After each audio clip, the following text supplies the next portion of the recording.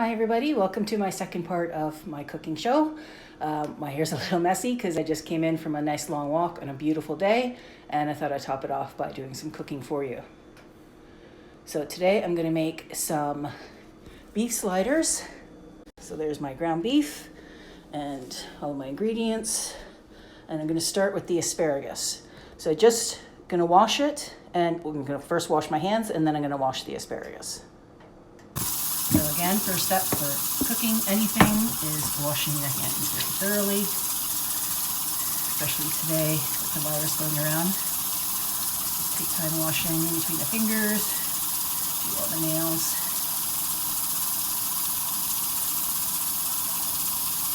Make sure everything is clean.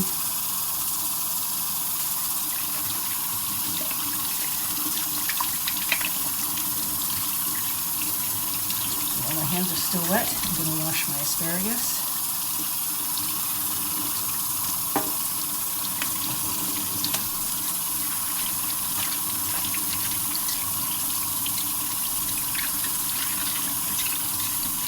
It's all nice and clean.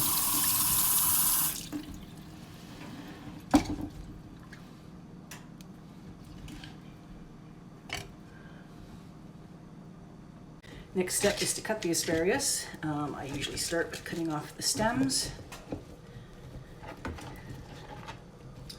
Just get it bunched together. And I like to cut it at an angle. I don't know why, I just do.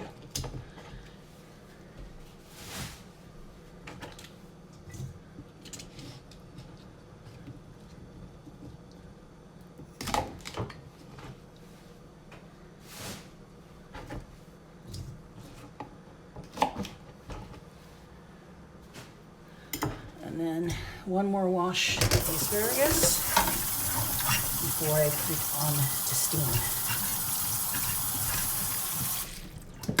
Now, I like to steam my asparagus. I'm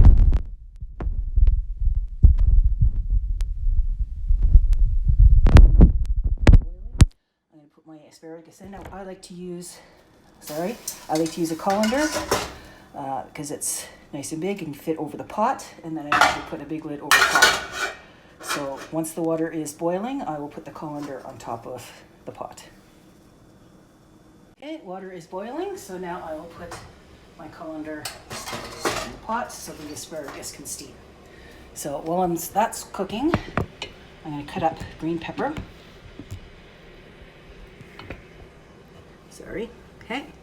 Now for peppers, I know a lot of people like to cut them this way and then cut them in slivers and then cut them, but I was taught at a cooking class to cut them lengthwise, and I noticed that's how a lot of the big chefs cut them as well. So this is a lot easier because you get rid of the core and you don't have to deal with seeds. Just a few seeds. I just kicked them off me. Sorry, having a problem with the camera here. There we go.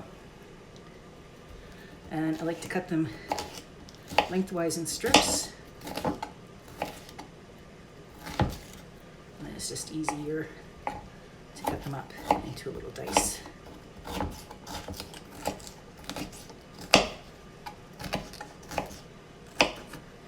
And also having a sharp knife helps. That's why I love my Henkel knives. They're nice and sharp.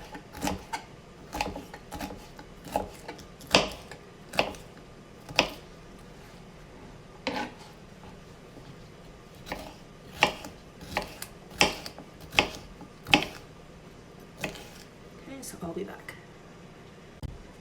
Okay, so now for the onion. Now again, my little trick with the onion is to cut off the ends and cut it in half lengthwise, and then the peel just comes right off.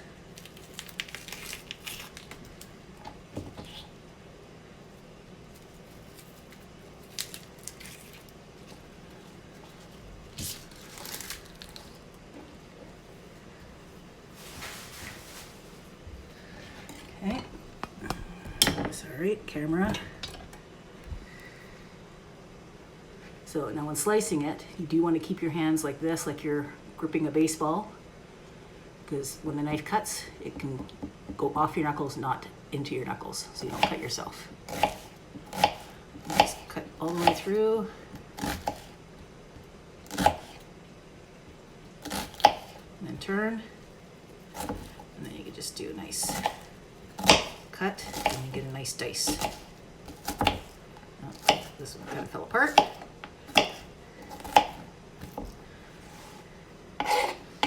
Show the other half.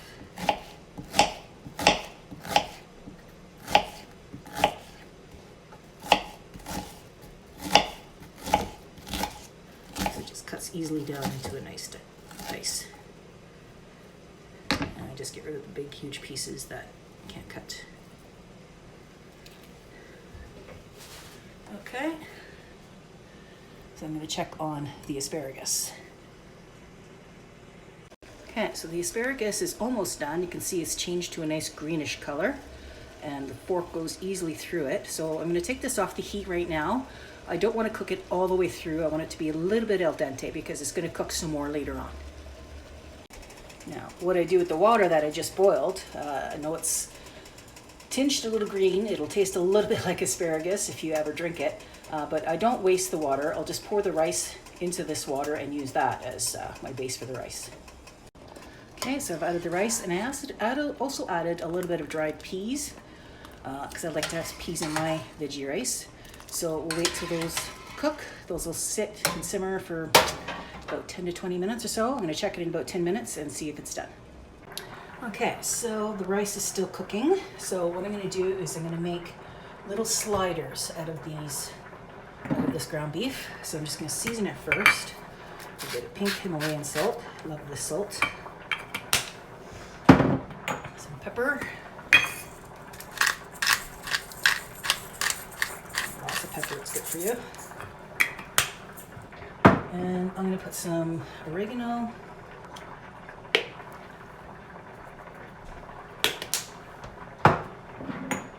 And a little bit of teriyaki sauce. Just to give it some extra flavor. Okay. And add some of the onions I chopped up earlier.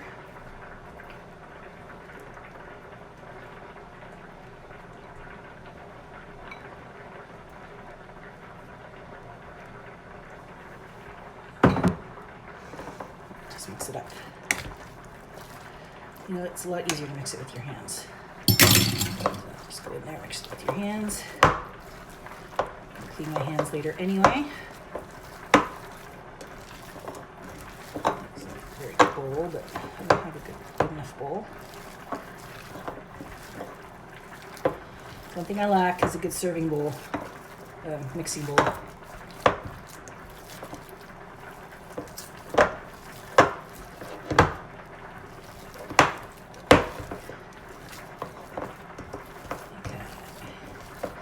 So just mix it up into little tiny patties. Just a little bit bigger than meatball size. A bit bigger.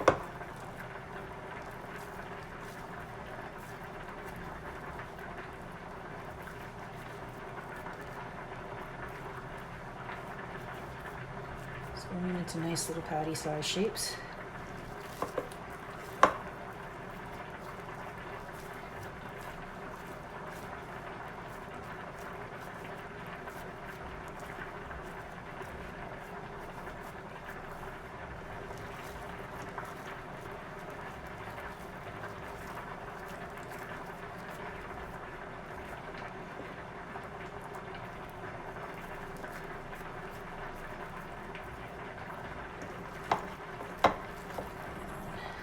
Two more.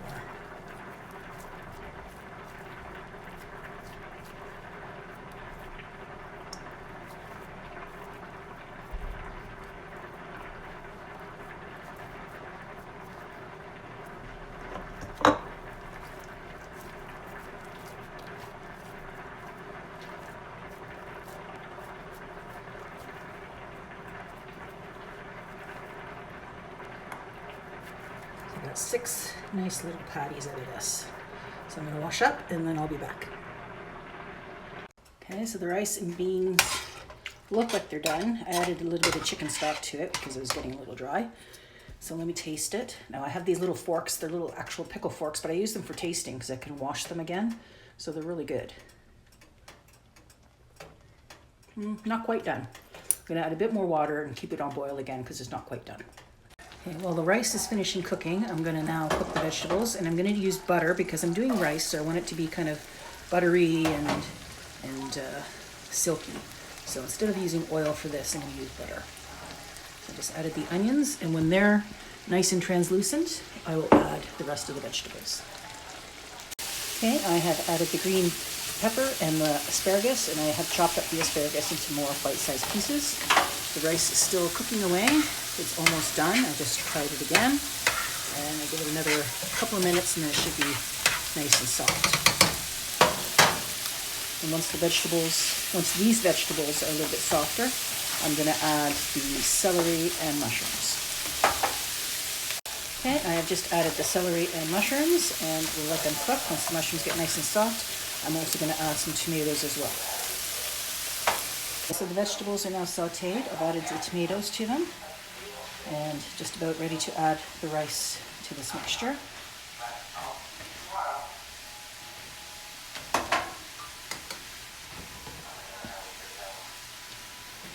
Just add it a little bit at a time.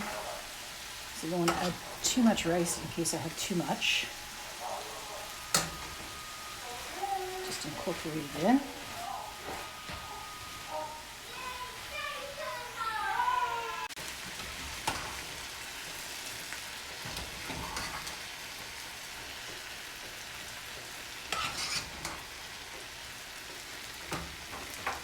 think that's good. I think that's a good amount of rice to vegetables. I'm going to add some seasoning. Again, some pepper.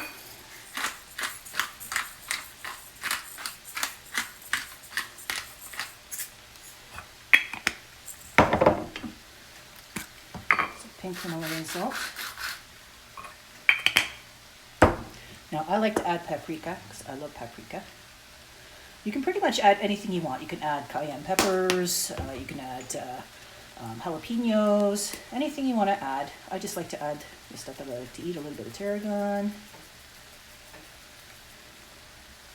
and some oregano. And again, you can play around with it and add what you'd like to add for flavor.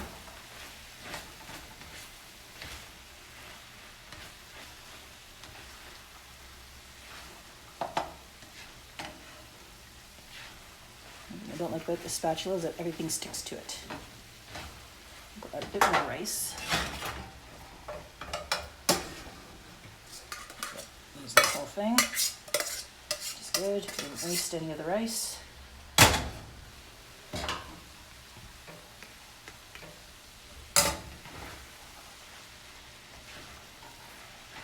And I'll add a little bit more chicken stock just to keep it nice and moist.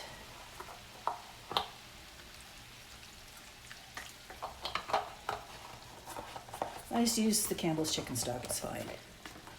I can make my own chicken stock, but it just takes a long time. I think I'll do that another course. I'll make some chicken stock.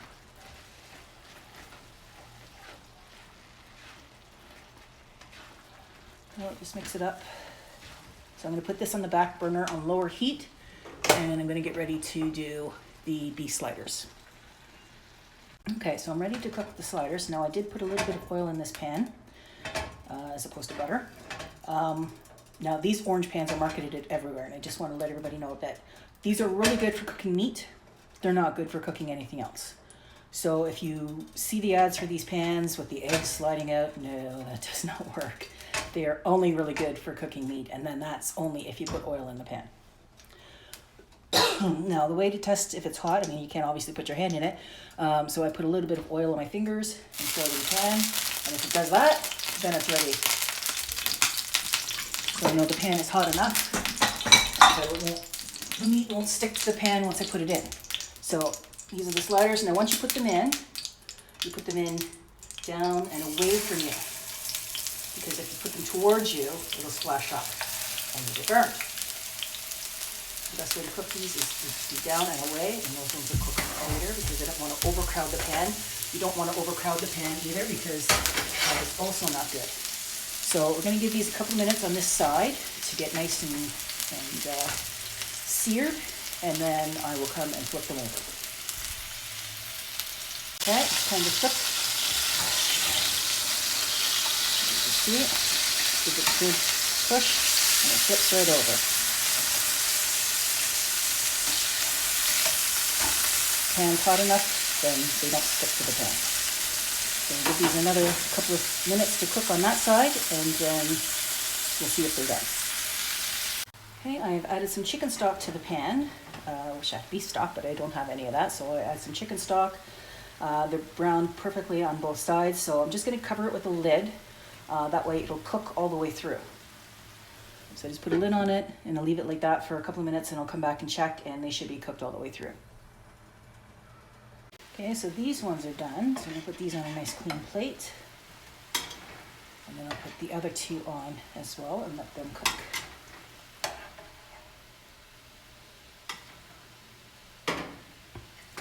Again, put it in and away from you, and in and away from you. Okay, these two are almost done. I'm going to put the lid back on, and I'm going to cook down the chicken stock until it's almost gone, and then I'll show you how to deglaze the pan to make a sauce. Okay, so all the patties are done. So I'm just going to let the stock cook for a bit longer, and then I'll show you how to deglaze the pan. This just needs to evaporate for a little bit so that it's half as much as it was.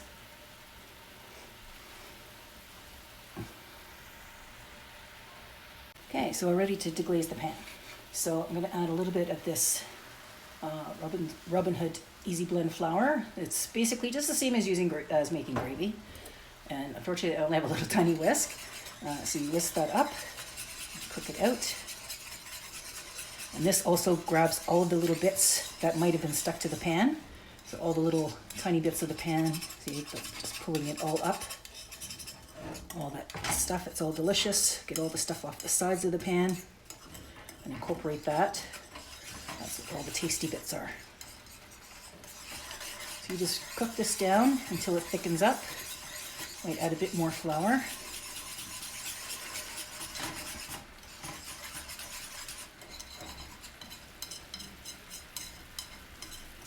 Spread all the bits on the sides of the pan.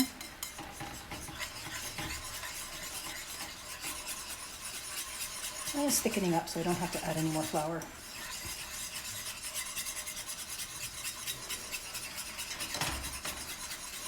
It smells good with the teriyaki sauce that I added to the meat earlier, and the onions.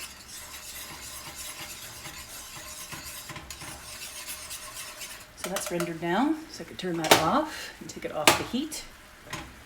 And that's how you deglaze a pan. Now for plating. So this is a little plate I bought when I tried out for MasterChef Canada for the first time, about 5 years ago now. At the time, I was on my way to go to Kenya. I was going to go there in August, and the MasterChef tryouts were in July. And I made a Kenyan dish, and both Claudia Aprile and Michael Bonaccini really loved the dish. And they even said to me, they said that we want you to go to the next round. So they were going to talk to the producer to put me through to the next round. But the only problem was they were filming it in the fall when I would be in Kenya. So I had a choice to make of between two lifelong dreams, to be on a cooking show and to go to Kenya. And I knew that, you know, my reality of actually getting on the show from the first round was kind of slim. So I said, well, I'm going to continue with my dream of going to Kenya because I always wanted to go there. So I missed out on doing MasterChef Canada. I tried again a few more times, didn't get in, but I had a great time in Kenya. It was like a once in a lifetime dream of going there. And I spent 4 months there and had a marvelous time. Really want to go back again. So, and I know I can cook. All my friends say I'm a good cook, so I don't need a cooking competition to tell me that I'm a good cook. So to plate, I'm just going to plate a little bit of the rice. Make a nice little pile of the rice.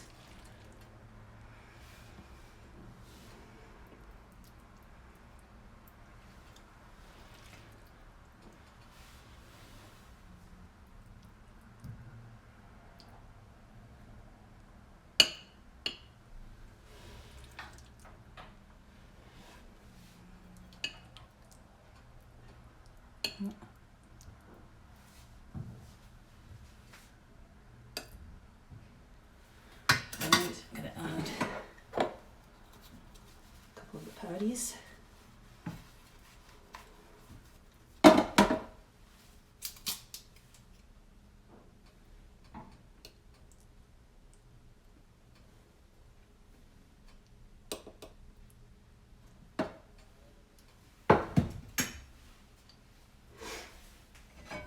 And some of the glazed sauce that I made.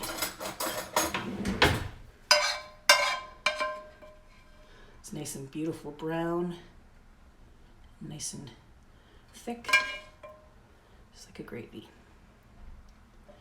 And there we have it. Beef sliders with vegetable rice. Thank you.